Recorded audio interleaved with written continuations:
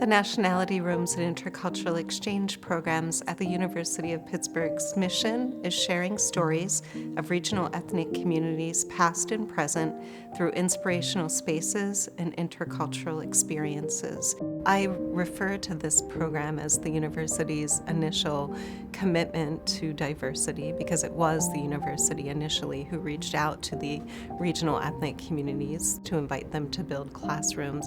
But it is a continuing engagement with community through the intercultural programming that the committees do and also through the scholarships. And so it's important at this juncture for the program, which is coming up on a commemoration of 100 years, for us to elevate that sort of reality of the program and also the potential of the program. The university, through a very visible way, the Cathedral of Learning and the classrooms in the Cathedral of Learning is very rooted in the community, in these communities. The impact of having all these national rooms shows that despite the differing cultures of all the peoples in the world, we have very similar hopes, same dreams, and same aspirations for what life could give us. And that is what I see when I go through these rooms. Yes, we're different, but as human beings, we are one. We always considered nationalities, or let's say those ethnicities, as out there somewhere across the ocean, very distant. You needed to win a scholarship or win a fellowship to experience those foreign languages and those cultures, those songs, those holidays, those belief systems. Here, they're right here at every turn, including the language, including the songs that people sing when they get together. They're experiencing their own culture right here in the city that we live in. It's an integrative experience that I think is rare for most universities. The Nationality Rooms has a history that stretches back almost 100 years, the purpose for which we are here. During that time, it has been a program that has gained international recognition. The Nationality Rooms and Intercultural Exchange Programs, also referred to as the NRIEP, is a department within the University Center for International Studies at the University of Pittsburgh. We have two main functions among many. One, to preserve and protect and interpret the Nationality and Heritage Rooms, which are 31 spaces within the historic Cathedral of Learning building. The second is to administer scholarships for Pitt students to study abroad over the summer. The idea of the Nationality Rooms program started in 1925. Chancellor John Gabbard Bowman, the 10th chancellor of the school, and Ruth Crawford Mitchell, who was an instructor teaching a class about immigration history. They were both several years into their tenures at the University of Pittsburgh when the two of them connected in 1925 about the idea for the interior decoration of the Cathedral of Learning, a building that had been proposed by Bowman but had yet been drawn up on paper. By 1926, they had set upon the plan that community groups could be contacted to sponsor the decoration of an individual classroom space. The beauty of our Nationality Rooms program is that it is community run and it is community centered for the city of Pittsburgh. And because of that, it reflects different waves of immigration over time. So you'll notice a lot of the first floor rooms are Western, Central, and Eastern European. This is very reflective of the steel mills. You move on then to our third floor, which is a lot of our newer rooms post 1987, and you start to see us kind of branch out more into these communities that are starting to enter Pittsburgh. And so it's more of a travel through time almost, even just with these rooms, where you get to see how Pittsburgh has looked throughout different periods and throughout different decades. You'll see our program grow over time, you see our community grow over time, and that kind of shows the diversity and strength of Pittsburgh itself, not just the university, where we have all of these wonderful communities that get a chance to come together for the Nationality Rooms program. I think there was a lot of foresight shown when the program was established to make this a true bridge to those communities, the origins of those communities. Pittsburgh's history as a multi-ethnic community is something that hits you immediately, right? The cathedral was built, that's kind of a community public works project in and of itself, and that we then decide to celebrate all of the people who contribute to that through these rooms is what makes us a really unique space. And although these rooms are all designed to look like they were created centuries before you were born, these are the histories of the people who are here now. After Ruth Crawford Mitchell, the first director of the Nationality Rooms and the originator on the Committee for International Exchange, stepped down in the 1950s, there was a period of almost a decade where there really wasn't the sense of pointed leadership. It was a time when there wasn't an effort to build the rooms. There was a person who came in named Dr. Shepard L. Whitman, who had a renowned career in international educational exchange. And he was instrumental in keeping the Nationality Council and the committees together and pivoting the program towards scholarships. But there was no effort to build new rooms, and it was seen as a closed program. But in 1965, a woman named E. Maxine Bruns was hired as the second director. Maxine's focus was to build new rooms and invite new communities into the project. And she became the successor of Ruth Crawford Mitchell's program. The establishment in the 1980s of heritage rooms that recognized that national origins and the equation of national origins with cultural identity are not a one-to-one connection, that they can bleed over national borders. And so there is the now option of having a heritage room, which can be more regional in its aspect. We're seated in the Israel Heritage Room. This was the first of the rooms created after the initial wave of building in the 1930s and into the 40s. So this room was completed actually in 1987. I was able to watch it happen, watch Maxine Bruns's excitement that we're building new rooms again in the Cathedral of Learning. One of the first things that was really surprising to me when I came to Pitt in 1982 was the depth of devotion by the members of the Nationality Room committees to their own room and to this program.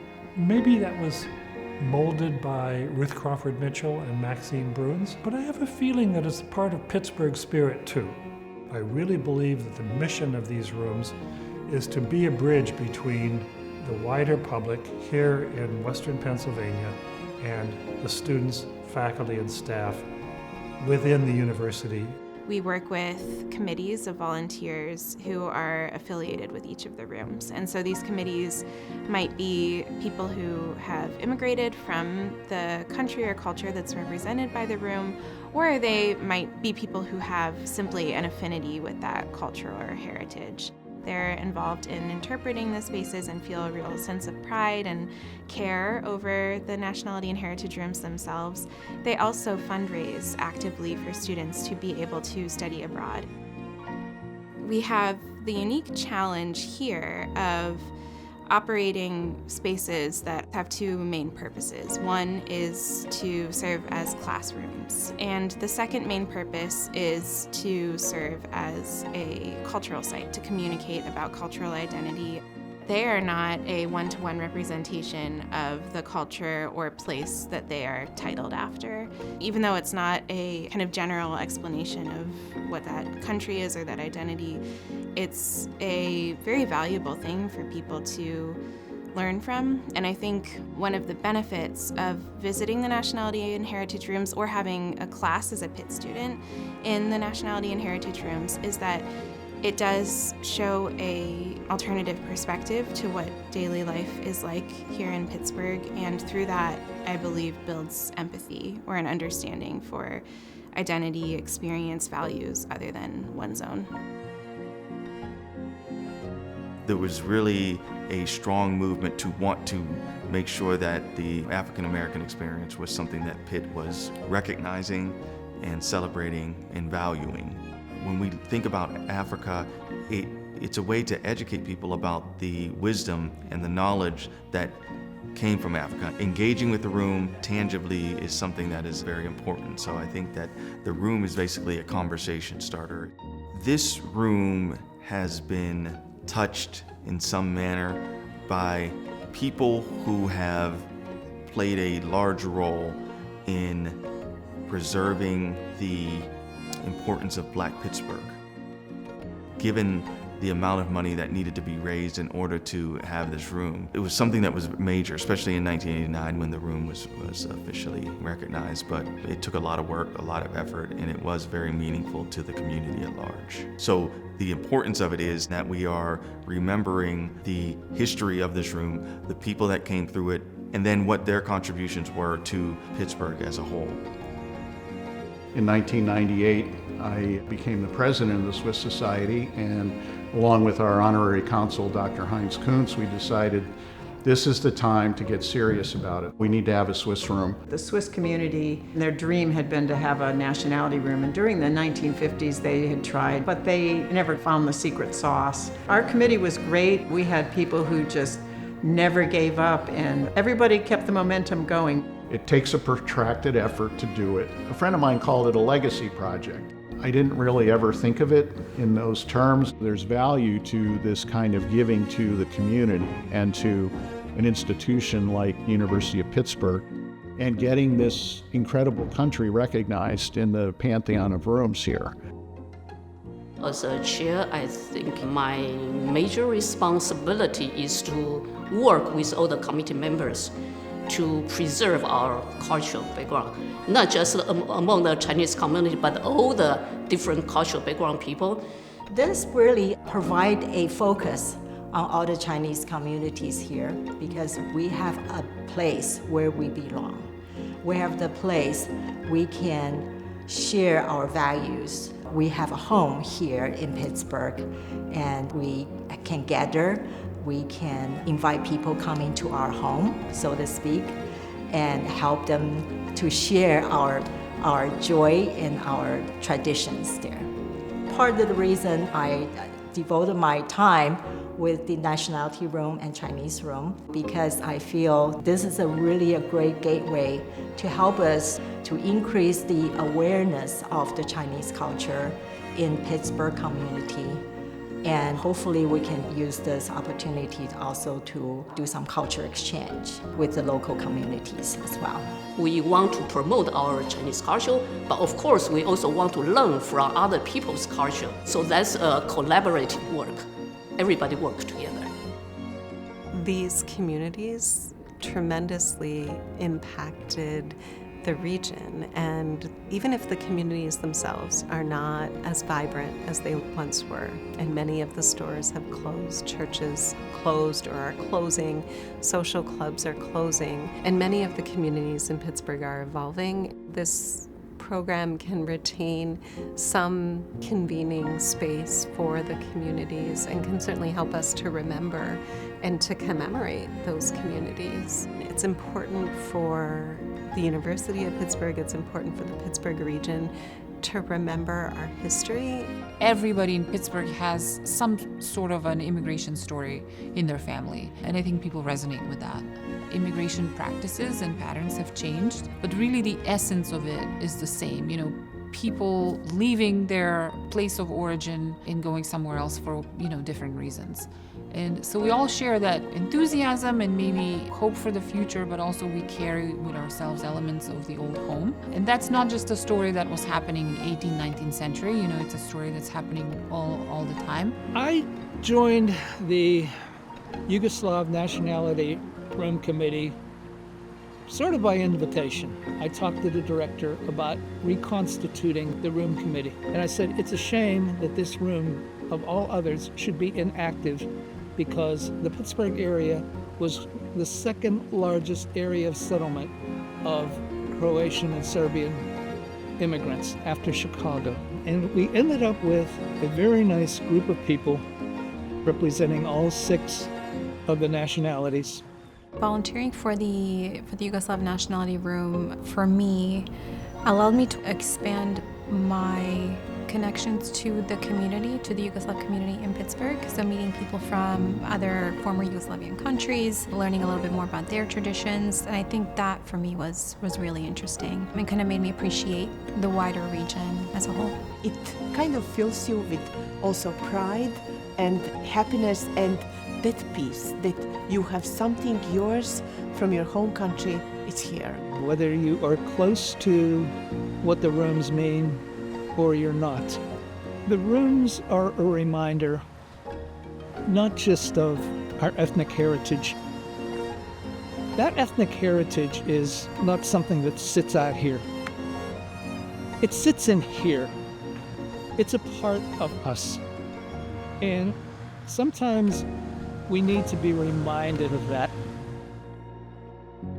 It has been 6 years now since we dedicated the Nationality Room.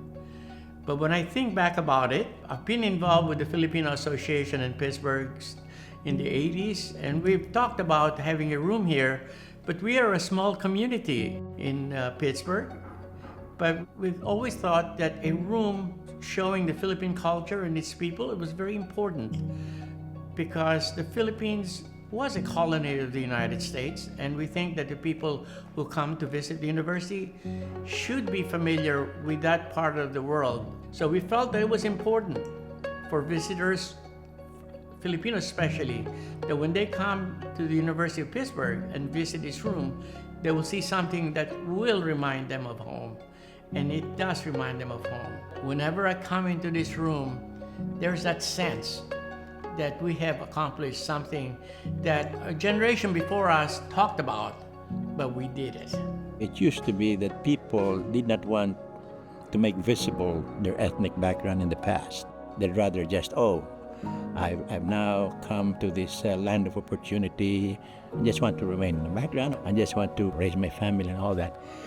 But I think today, people see and take pride of their ethnic background. People talk more about it. I think it just kind of enriches people's lives if they're able to kind of intermix and promote these kind of activities. And I hope the idea of loving diversity promotes better understanding among people from different countries.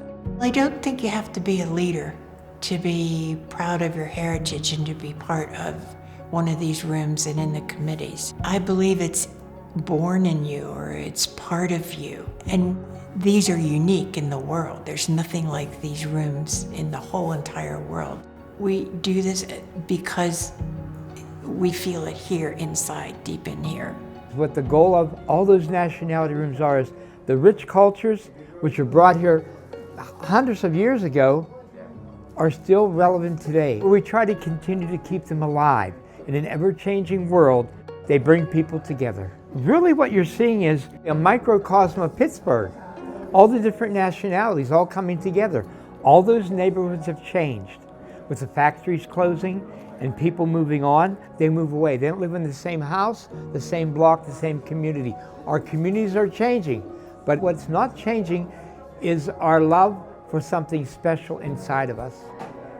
Our heritage. What happens today is all these people coming here, all those relatives, their ancestors, they live again. These rooms serve as a touch point for connection. And I think that when we look at people who come, they want to see their room because it is something that they have in their cultural memory, their family ties, and they want to see some expression of it. As an architectural designer, I think this is amazing, that this Gothic structure, you walk around and you can go to a different country, appreciate different architecture. More than 30 rooms in a day. It's an amazing thing. The Nationality Rooms and Intercultural Exchange Program is the crowning jewel for Pittsburgh.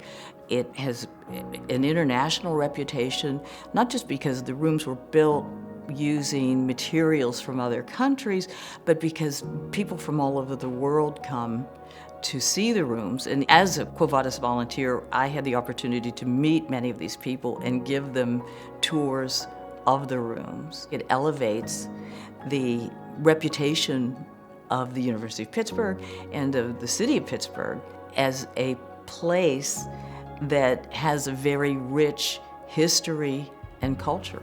This program is relevant and important to the identity of Pitt and to the region. These are spaces that do kind of look like a museum, but they are spaces that are about learning. It's this opportunity to be somewhere else They are opportunities to shift your way of looking at things for a little while you are also shifting the way you think about things for a little while you're in a classroom.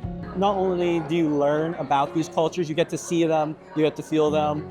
The nationality rooms at Pitt is something that can't be replicated just because the community that they have fostered through the years has really grown and strengthened and continues to grow. Thousands upon thousands of people who are using these rooms are not tourists, they're students. And so visitors often are surprised to learn that yes, indeed, these are not museum rooms, but rather they are rooms that are used pretty much every hour of the day. Quo Vadis is the organization of student tour guides. It's a club that was formed in the mid-1940s. First, there were pickup tours that were offered by students. But in 1944, the Dean of Women, Helen Poole Rush, decided to formally organize a group of students to provide those tours. The first official Quo Vadis guides were all female, and they were known as hostesses. By the 1970s, it was integrated with men, and in recent decades, it has been a paid position, allowing students to work as student workers, providing tours to the paying public. Tours are a very important aspect of the program. They are how most people view the rooms. The way we do them is very unique. The Quo Vadis guides, they come from various backgrounds as students, and they bring those backgrounds into the tours with them, and it might help them connect with different groups of people that come in. My experience in Quo Vadis was overwhelmingly fantastic. It's a great organization, almost entirely student-run. Because of that, the motivations and the activities are all inspired by the students. We do a lot together. There's a lot of history that survives as a tradition within the club that people interact with each other, telling them about, learning them about, keeping it alive. And we impart that on every guest that comes through, but really Quo Vadis is the core to keeping that knowledge here. If you don't know the phrase Quo Vadis and you just hear us say, oh, we're Nationality Rooms guides, you may not know, but it means in Latin, where are you going? And the beauty of our name as guides is where are you going? Because during one of our tours, you may visit a myriad of rooms in a ton of different cultures. It's really where are you going? I've had tour guests from probably every continent, and when they see their culture or their family's culture represented, they find a piece of themselves. And that happens almost every tour that we have with people, that they get excited to see and feel themselves represented. So I think one of my biggest connections has been getting to meet those people and getting to interact with them on a personal basis and seeing the joy that the Nationality Rooms brings them, that they feel seen.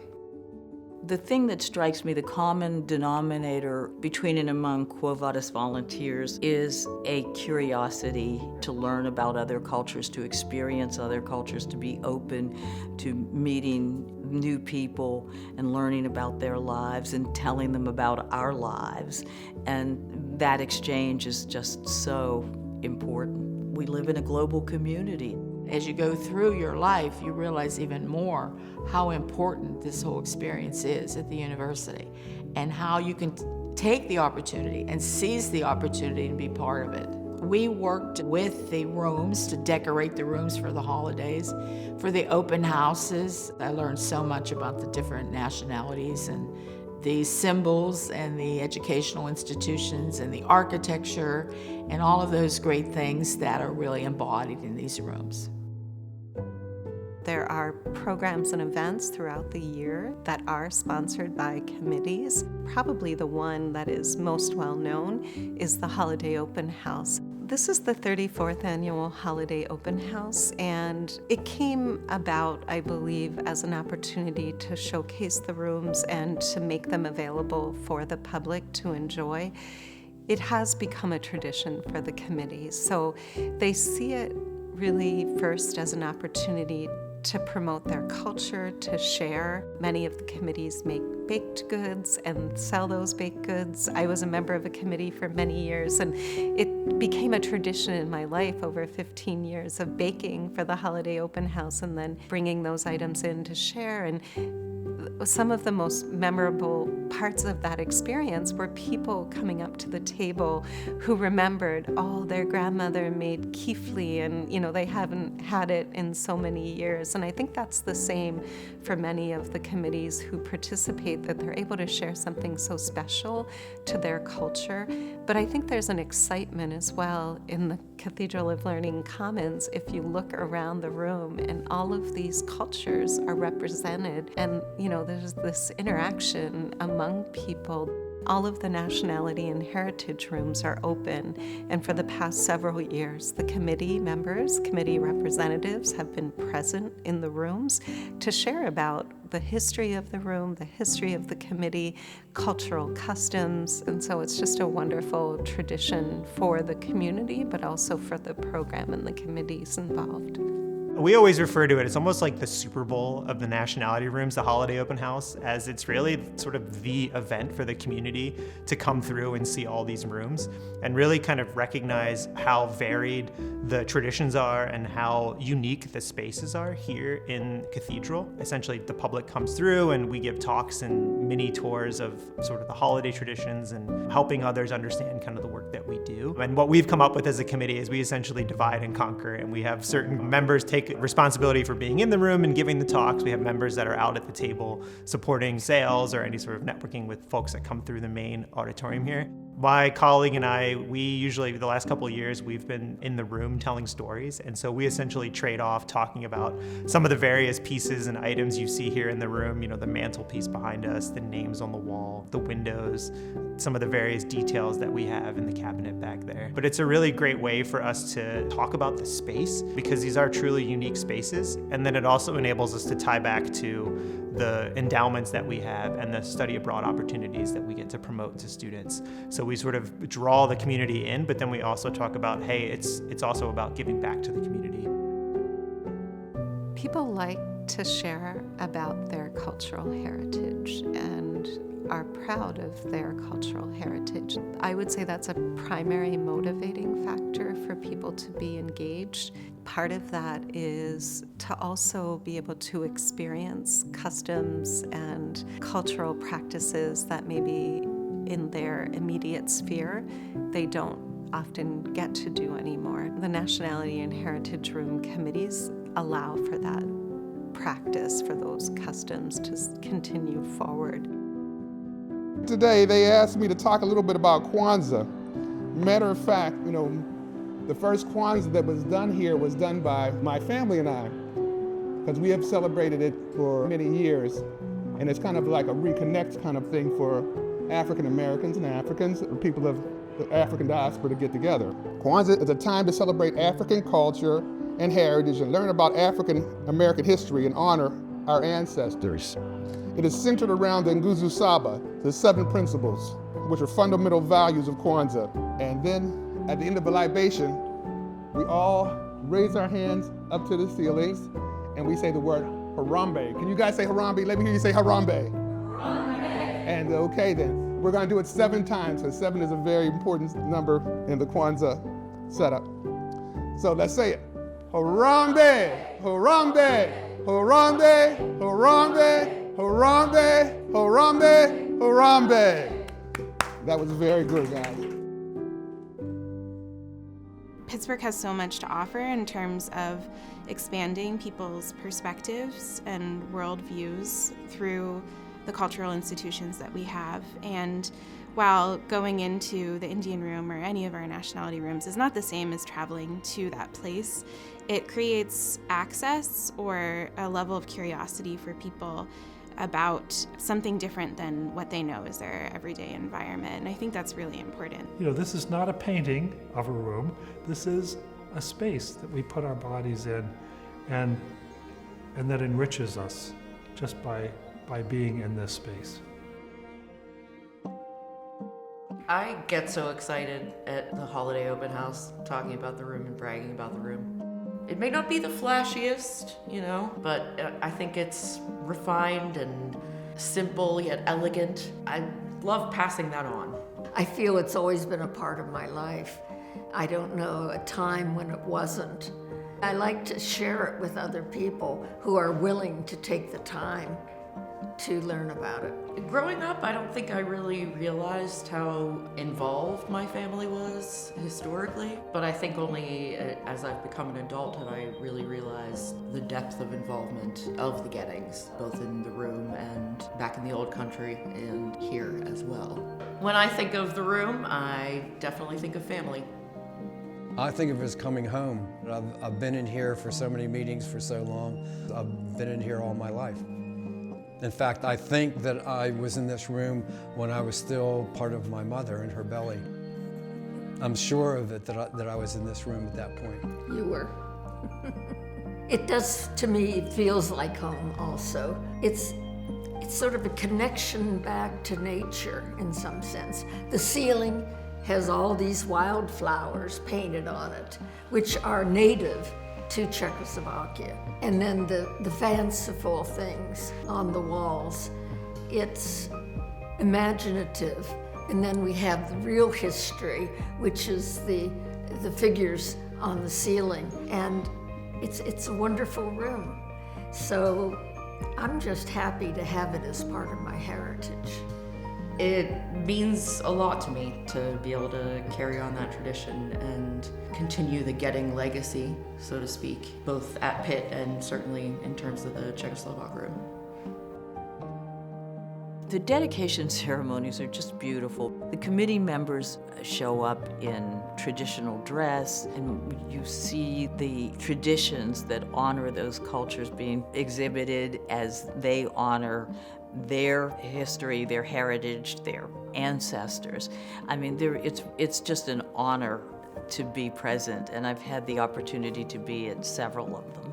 This is an original program from the dedication of the Irish Room, May 18, 1957, and it talks about the room and the different corners, the architecture, the table, the chairs, the Book of Kells, the 3 Christian schools of Ireland behind me that are in the stained glass windows, and then it has a picture of the gentlemen who were part of it, and at the end it has the executive committee, and my dad's listed as treasurer.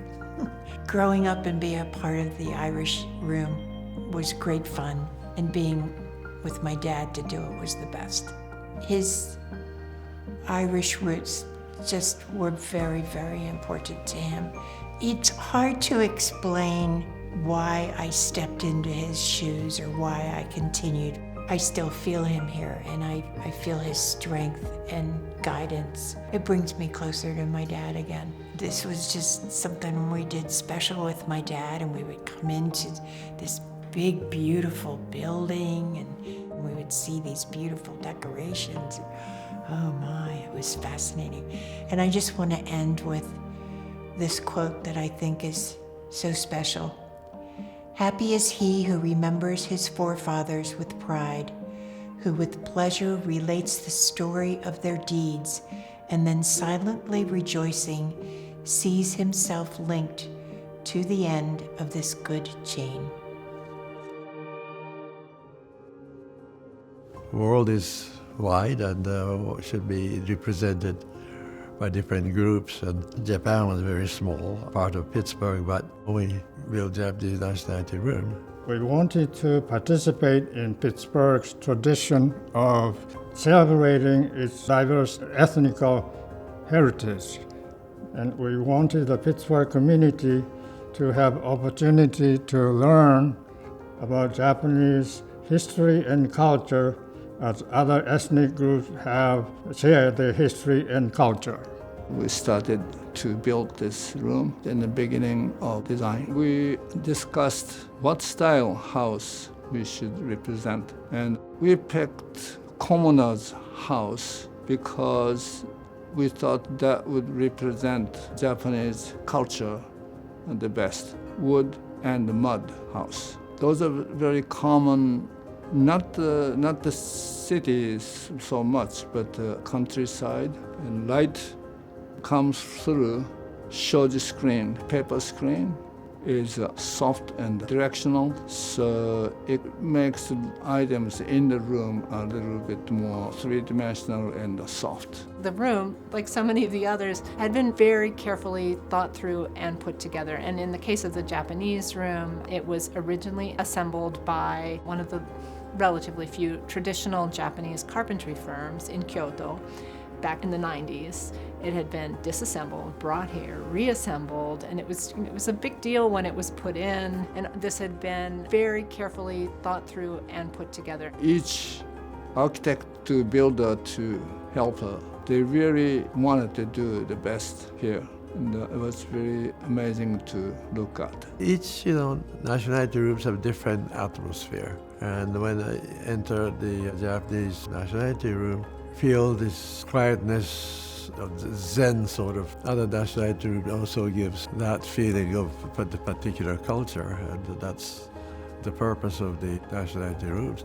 It is our culture. It's full of culture in that room. And instead of just looking at some images, you can immerse to that experience. We want to preserve the room, and we want to keep the craftsmanship, and we hope that we can pass on the craftsmanship. It's worthwhile to preserve something that it's a touchstone of the Japanese community, and I feel that this is important. A component of the Nationality Rooms and Intercultural Exchange programs, aside from the Nationality and Heritage Room committees, is the Women's International Club. The Women's International Club was developed by Ruth Crawford Mitchell as a way to bring together women from across the Nationality Room committees and other women who had an interest in other cultures and in some ways a little bit of women's empowerment beyond their role in the committees. Oftentimes, if you look at the history of the committees, they were pretty male-dominated, and so I think the Women's International Club gave a platform for women to demonstrate their leadership and their engagement with promoting cultural heritage, cultural understanding. We want to be known, heard, we want to be respected, and we want to have the camaraderie of each other so we can move forward in this perplexed world. And it's an outlet for young women and older women to speak and ask questions and ask why. The Women's International Club was incredibly important in 1939 as it is in 2025. The purpose of the Women's International Club is to help fund the scholarships to ensure that this program keeps going and to celebrate the cultures through education programs, tea ceremonies, those kinds of things throughout the year for the membership. The Nationality Rooms and Intercultural Exchange programs is important because it represents the belief that we collectively are better by understanding one another. That's really essentially what it's all about. We have communities who have represented their cultural heritage in these spaces, have been around for nearly 100 years. Some of them, of course, are much newer. And we have communities who continue to remain engaged. When thinking about the rooms as a place for celebrating cultural affinity, one story that comes to mind is from October 2022 when the former U.S. ambassador to Ukraine visited. There was a gathering in the Ukrainian room for her to see this space. This convening of a former U.S. ambassador, a faculty member, and a student who was from Ukraine, all in the space, learning about the space and talking about the space and talking about their Ukrainian identity, I think is a really beautiful example of how the spaces serve as both monuments to a cultural identity from the time in which they were created, but also as a touch point for people who may have a similar cultural identity today and share about that cultural identity with each other and with others. Many people that I knew that are not with us anymore contributed to this place. The Svolok, which is the central beam in a house. There were a bunch of examples that were given to me by my colleague that I studied. The front face that you look at when you enter the room is a kind of exhortation by Taras Shevchenko, the bard of Ukraine. And it is an exhortation to his countrymen. And it is «Учітеся, брати мої, думайте, читайте, і чужого научайтесь, свого не цурайтесь».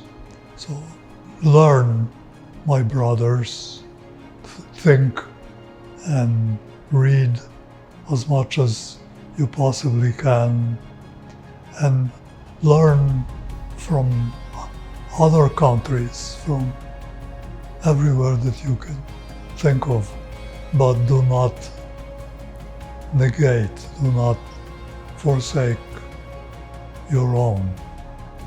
And then this side up here is a saying by Ukrainian philosopher named Quo Vadis, which is a little poem. The sun is rising and illuminating the world. Let us turn away from darkness. Advice that is, I think, has universal application and is particularly cogent to this day. So there's room, particularly with the history mural, is meant to challenge those that would deny the existence of this as a separate culture. In the Cathedral of Learning, we have an Indian Nationality room, which is modeled after Nalanda University, which was the largest one in the world at the time. And so this classroom showcases the history and the heritage of India. And it's a wonderful opportunity to use this venue to spread knowledge about Indian culture. And so because the Cathedral of Learning is a center for learning at Pitt, this room connects Pitt with Indian culture to have a sense of connection between ancient India and modern India. So I think it's very profound for those of us who know a little bit about Indian history to come and see it showcased at the Cathedral of Learning. Coming into this room and seeing the majesty of the construction, the pillars and the posters in here, it really gave a sense of not just belonging, but to have some piece of my own Indian history to be represented in the United States at the University of Pittsburgh was just a wonderful feeling. I mean, it's a sense of pride on both parts, that I am part of the University of Pittsburgh, but also that part of ancient Indian history is being represented here. There's a hopefulness about communities building classrooms that represent and remind us all of who they are and what's important to them. And so all of that is promoting understanding of one another, and that's the basis of intercultural learning. Why do we do any of this? Is that we understand and can appreciate one another. And so they're not just a collection of spaces with people associated with them, they're really deeply meaningful. They want to share their cultures by providing funding support for students to go to these places to learn. And they also share their cultures through programming that they do on campus. There are so many different themes and ways to learn from the Nationality and Heritage Rooms. Part of the magic of this space is that there are endless ways that people can engage with the spaces. And one example of that, we had a series called Heritage Kitchen, where we worked with the Heinz History Center to preserve a few recipes that are important to some of our committees. We ended up having 3 sessions in the fall of 2024. One was Hungarian, one was Yugoslav, and one was Czechoslovak. And so I think that's a really successful example of ways that we'd like to continue collaborating with other organizations and groups of people in the city to share about the spaces and share about the cultural heritage that the spaces represent. Food is one of those things. It's very cultural. We feel strongly about it, but it's also something that's easily shared. It was important for us to showcase a dish, to talk about ourselves, talk about our own traditions in our home and how we translate those when, we move to a new place. I love events like this where I have a chance to talk about something that's part of my identity and something that I'm happy that I had a chance to preserve. I'm always looking for opportunities to reinforce that connection to back home, and it just makes me happy. It makes me feel more complete and more integrated as a person. The Nationality and Heritage Rooms, they live through the committees who are engaged with the rooms. So they're not just a space in which people, meet or have classes. They also are important cultural representations of the committees that remain engaged with them, and that gives the rooms life, that gives the university just this whole hub of activity of community engagement, and really diverse community engagement right in the central building at the University of Pittsburgh. Throughout the year, there are other events centered on the individual committees. So they take the example of an overall celebration and they narrow it to a specific event, such as India Day.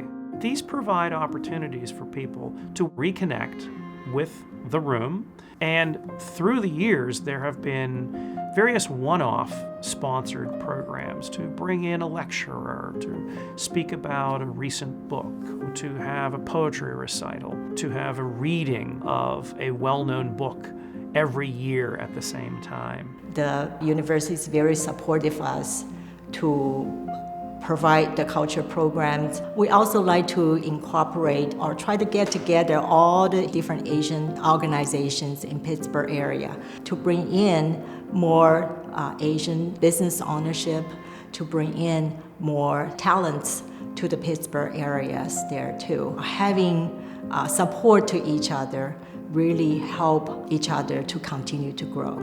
We not only welcome Asian people to participate in our organization, we welcome everybody to come to participate and enjoy our culture. So India Day is held to commemorate India's Independence Day from British rule, which falls on the 15th of August. And so every year around this time, we have a large program that presents Indian dance music. And so it's a fun way of connecting with the Indian community as well as the local community at large and share our culture.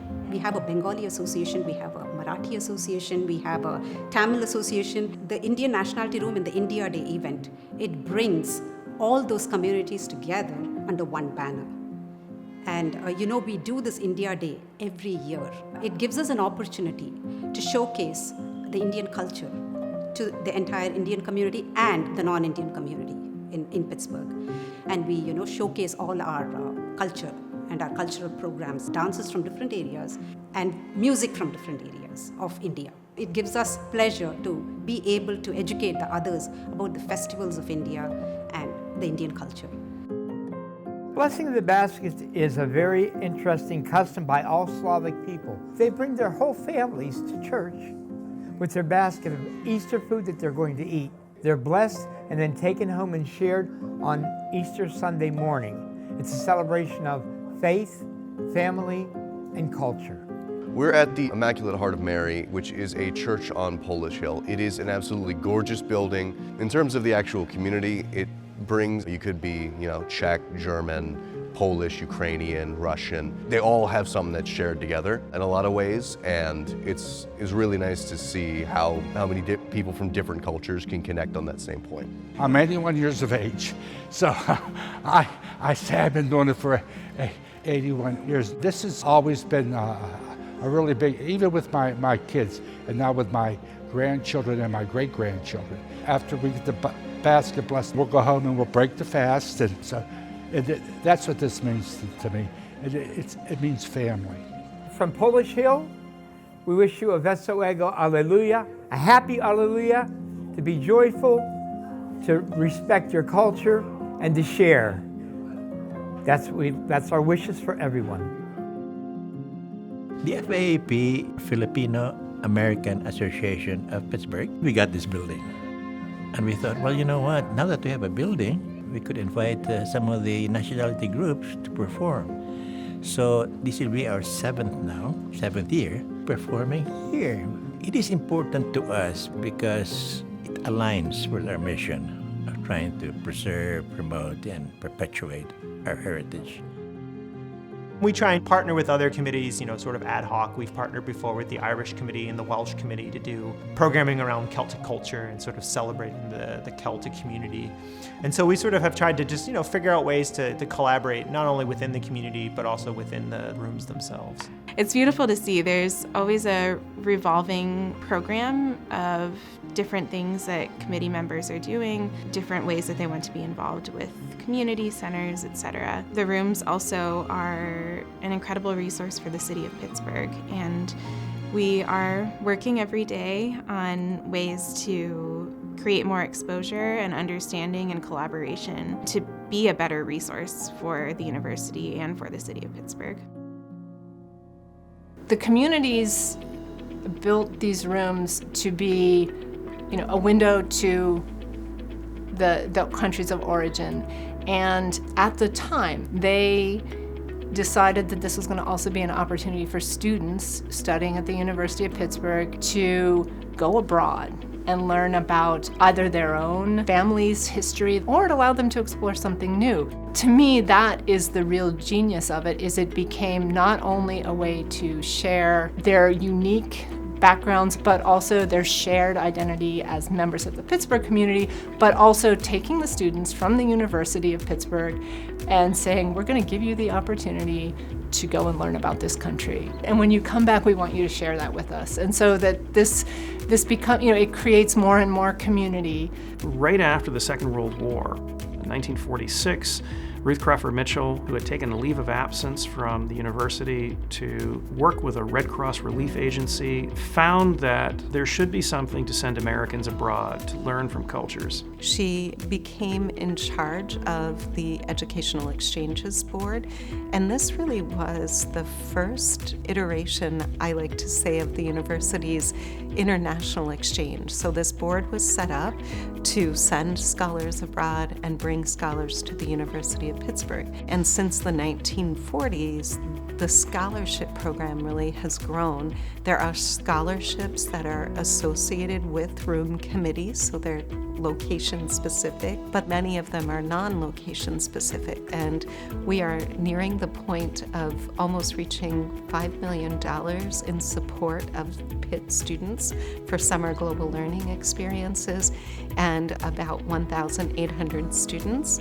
I'm one of those students from many years ago who received a scholarship from the Hungarian Room Committee.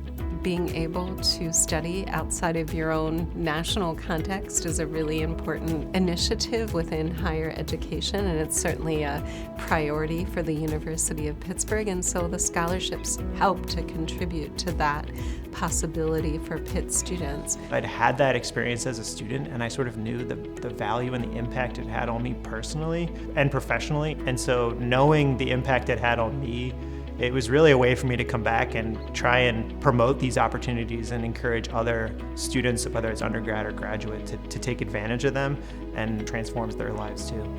The scholarship is so important because giving them an opportunity to know that we can take away the financial barriers to study abroad makes them more inclined to do it. And then once they do it, recognizing, how valuable it was to them, that's something that we really feel proud to be able to facilitate there. The people who gave to this room made sure that we would have enough to be able to truly impact one's experience when going abroad, so that they did not have much to worry about. So we're glad to be able to facilitate that experience for students. I'm a first-gen college and first-gen American, so having an organization like the Nationality Room, specifically the African Heritage Room, was life-changing, because without their help, I wouldn't be able to go on this trip to South Africa. The whole committee is so welcoming, and they enabled me to learn freely and give back. The Nationality Rooms are just an extraordinary feature that we have here at Pitt. Just being able to have so many rooms dedicated to different parts of history and culture, different nations that are outside of the United States, it's just really awesome to see. And the fact that there are scholarships attached to that to now send students over to those countries, it's showing that, even though we're students at the University of Pittsburgh, our focus should not just be solely on what is at Pitt and what is going on in our country, but we should have a diverse mindset and really be able to get out there, not only so that we can help other people in other countries, but also bring the things that we are learning back here to help ourselves. Our students are able to have these amazing global learning experiences, but then they bring them back to Pitt, and specifically we feature that at the NRIEP poster showcase, and we invite, the Pitt community, other students, faculty, staff, and members of the committee and the community to come and learn about these global learning experiences. Walking in here, I was really struck looking around at all the posters at the diversity of projects that students got to do. I think it's amazing that the NRIEP enables people to both do coursework, study abroad programs, but also are willing to fund kind of research that I otherwise would never have had the chance to be a part of. I think that it's really cool that there's kind of a diversity of projects that are available to students. No matter what you're learning, you're able to go abroad and kind of extend that. I think as a college student, we get really focused in on like our major and our end goal of getting a job, but the programs like the ones that I got to go on through the scholarship really broadened my view. I would have never been in the Himalayas for 6 weeks without this kind of opportunity, and just going there allowed me to cultivate these new communication skills and just formulating like these new leadership skills where I wouldn't have in my major was really important to me. I think as a college student in particular, it is highly important that you go abroad. I think that going abroad is something everybody should do, and the Nationality Rooms, they gave me that chance to do that. The main, I think, challenge people feel of going abroad is cost. And I am forever grateful that the Chinese Nationality Room alleviated that pressure for me and gave me that chance to experience global education, because those perspectives that you're going to get somewhere else that isn't the United States are incredibly valuable, no matter what discipline you are studying.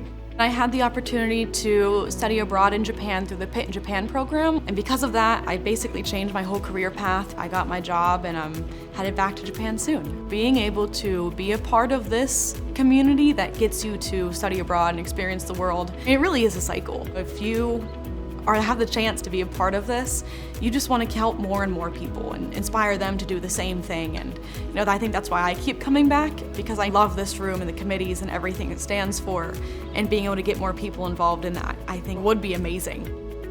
When the students come back from the experience and talk about who they met, what they learned, what they're going to do next with their career because of the grants, it really drives home just what we do here and how it can really enrich the lives of our students. These are the things that are most important to us as educators, and the Nationality Room is one of the ways that we can take that first step with students. And what the students bring back also kind of nourishes the committees and the NRIEP as a whole, because they get to share their experiences with the committee members, and the committee members end up feeling very connected to this group of students, and that's a really nice thing.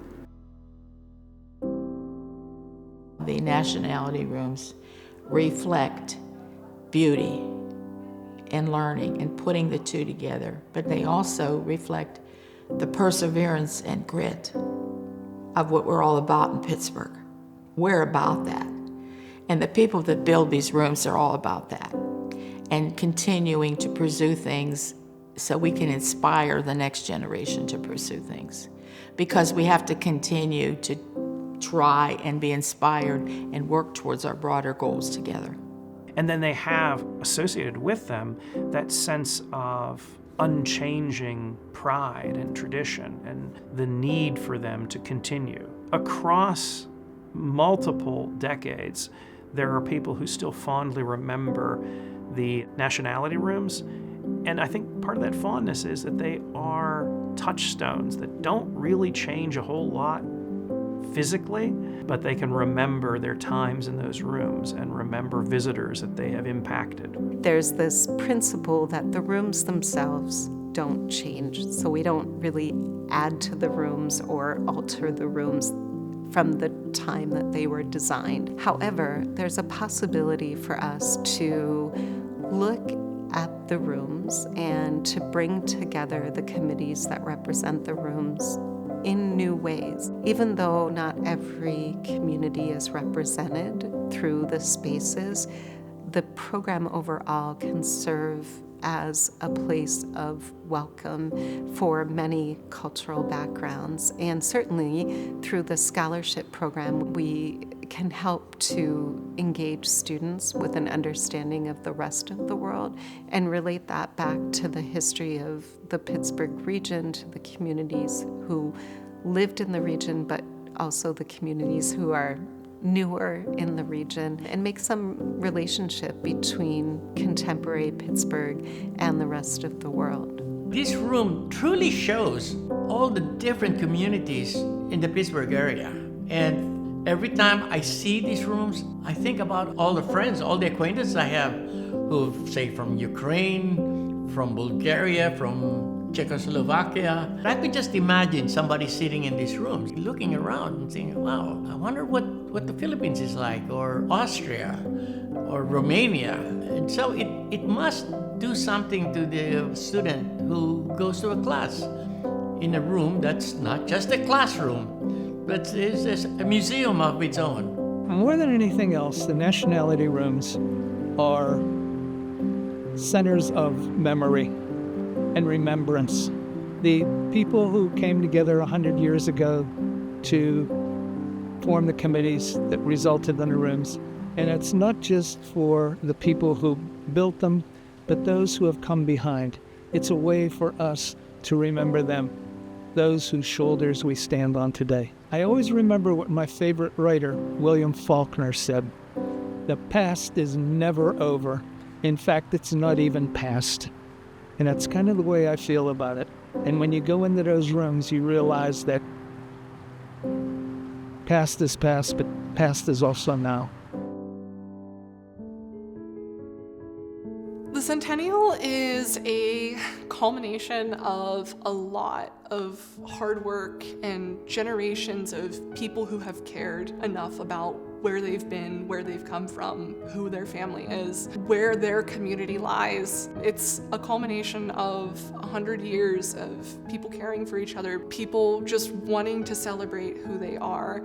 And I think that the 100th anniversary celebration really marks how successful and how important it is to continue the program, but also everywhere we've been since. One aspect of the NRIEP and the rooms themselves is that this is a growing program, that we've never been static. Since our creation in 1926, we've changed with the times, we've changed against the times, and that continues to happen. The program is going to be different 15 years from now than it was 15 years ago, and it's going to be even more different in the future.